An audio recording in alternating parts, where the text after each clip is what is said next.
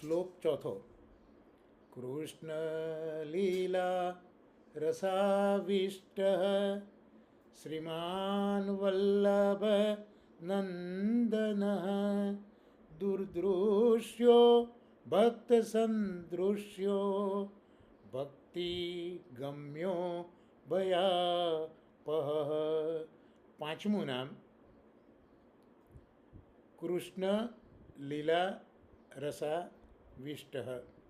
ચોથા શ્લોકની અંદર આ નામ બતાવ્યું. તો શ્રી ગોસાઈજી એ કૃષ્ણ લીલાના રસથી જ ભરપૂર છે.